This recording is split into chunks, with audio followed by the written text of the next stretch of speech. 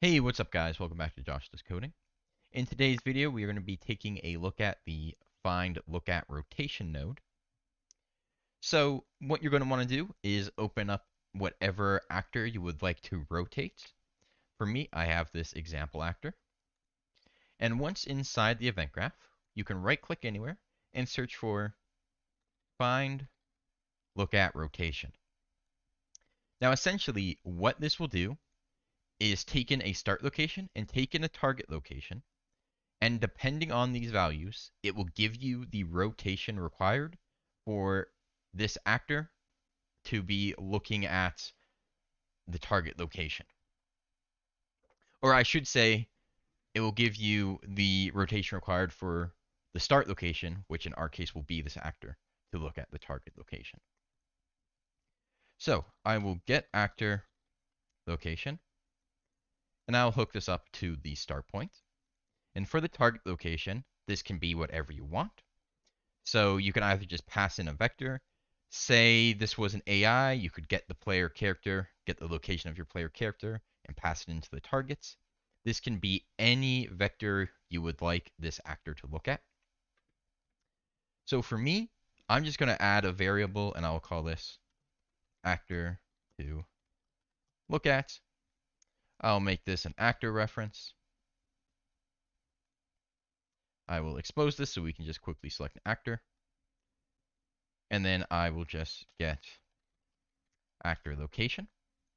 So again, this can be whatever you would like it to be. It can be your character, it can be a specific enemy, it can be a building, it can be literally anything you would like. Then we'll do this every tick. So every frame, we're going to set our actor rotation, hook it up like so. We can then compile and save. And what we've done here is we're saying every tick, our actor here will look at this other actor. And to give an example of this in action, if we throw in this character and we throw in a cube, what we can do is I'll set this character to look at this cube. And when we run the game, you'll see the actor is now rotating towards the cube. And I'll actually just make this cube movable. And you can see that it moves with the cube. It's constantly rotating to face the cube. Now, if you move it up, you'll notice your character moves backwards. If you move it down, it'll look forward. Let's say you don't want that. What you can do is you can actually, from this return value, if you right-click on it, you can split the pin, and you can actually access each value. You can then make rotator, and you can include whatever rotators you want. So I'll say X and Y. So if you aren't familiar with that, the X and Y is what makes it go back and forth.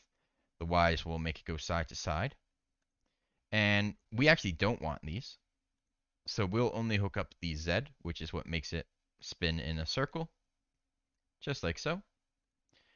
And then for the X and Y, what we'll do is from get actor location, or sorry, we will get actor rotation. We will split this pin and we'll hook up the X and Y.